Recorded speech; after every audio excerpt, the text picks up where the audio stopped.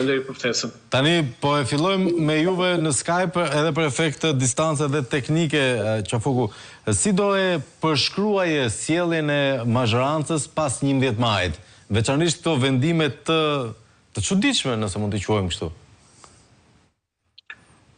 Po, Flavio, nuk se ka ndonjë surprizë në kuptimin e asaj që tashmë mazhoranca nuk është thjesht një majorancë, po është një super pushtet. Është shumë e vështirë menaxhimi i këtij super pushteti në mandatin e 4.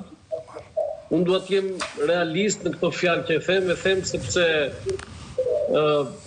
është over, është mbi dozë, është mbi një gjë normale për kondicionet e Shqipërisë. Dhe them që mandati 4 i Partisë Socialiste nuk bëhet i lehtë.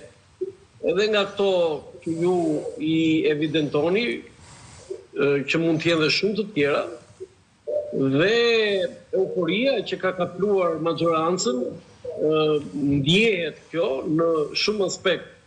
Dhe pyetja më e rëndësishme që bëhet, jo vetëm nga kritikët e mëdhenj ose nga opozitarët e qëndrueshëm, po themi, po edhe nga vetë brenda majorancës, çfarë do bëj Partia Socialiste me këtë super pushtet, si do ta menaxhojë mandatin e 4, si do jetë mandati i 4. A ka resurse, a ka vullnet për të bërë një mandat normal, sepse kemi parasysh që nëse në mandatin e parë Partia Socialiste mori 66 mandate plus ato të mësisë edhe në pushtet, në mandatin e dytë dhe të tretë mori 74 mandate, në 2017-2021 mori 74 mandate dhe tani ka 83 mandate. Pra, edhe unë vetë në parashikimet e mia mendoja që dhe e kisha thënë që Partia Socialiste fiton shumicën, por nuk e mendoja dhe nuk besoja që merrte 71 mandate. Ajo vetëm e mori këtë, ka marrë 83 mandate. Pra është një super pushtet.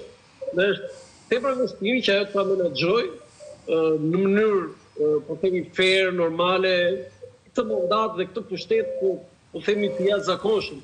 Nuk ka ndodhur në këto 11 zgjedhje parlamentare, përjashto vetëm në 96-ën që e dimë atë histori dhe ishin komplet një gjë tjetër dhe zgjedhjet madje nuk u njohën atëherë.